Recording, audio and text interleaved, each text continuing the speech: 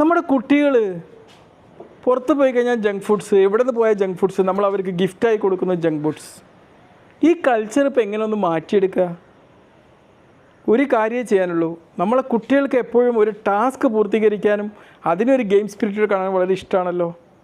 വീട്ടിൽ ഭക്ഷ്യയോഗ്യമായിട്ടുള്ള fruits, vegetables, തക്കാളി, വെണ്ടക്ക, ഇതൊക്കെ കൃഷി ചെയ്യുന്നൊരു ടാസ്ക് നിങ്ങൾ കുട്ടികളെ കൊണ്ട് ഏൽപ്പിക്കുക. എന്നിട്ട് അവർക്ക് വേണ്ടിയുള്ള ഒരു ഭക്ഷണം അവരെ കൂടി പാർട്ടിസിപ്പേറ്റ് ചെയ്തിട്ട് ക്രിയേറ്റ് ചെയ്യാൻ, ഉണ്ടാക്കിയെടുക്കാൻ വേണ്ടി ശ്രമിക്കുക. എന്നിട്ട് നിങ്ങളൊന്ന് ആലോചിച്ച് നോക്ക്, അവരുണ്ടാക്കിയ ഒരു വെണ്ടക്കത്തിൻ്റെ തോട്ടത്തിൽ നിന്ന് 2 വെണ്ടക്ക പറിച്ചിങ്ങോട്ട് വന്ന് കട്ട് ചെയ്ത് കഴിക്കുമ്പോൾ അവർക്കുണ്ടാകുന്ന സന്തോഷം എത്ര ആയിരിക്കും? വല്ലാത്തൊരു അച്ചീവ്മെൻറ്റ് ഫുൾഫിൽ ചെയ്തൊരു സന്തോഷമായിരിക്കും. അവർക്കെപ്പോഴും കുട്ടികൾ ഇഷ്ടപ്പെടുന്നൊരു കാര്യമാണ്. ഇതുപോലുള്ള ടാസ്കുകൾ അവരോട് ഉൾപ്പെടുത്തിക്കൊണ്ട് ചെയ്തു കഴിഞ്ഞാൽ അവരിലേക്ക് ഒരു ആരോഗ്യപരമായിട്ടുള്ളൊരു ഭക്ഷണത്തിൻ്റെ കൾച്ചർ നമുക്ക് ഡെവലപ്പ് ചെയ്തെടുക്കാൻ പറ്റും.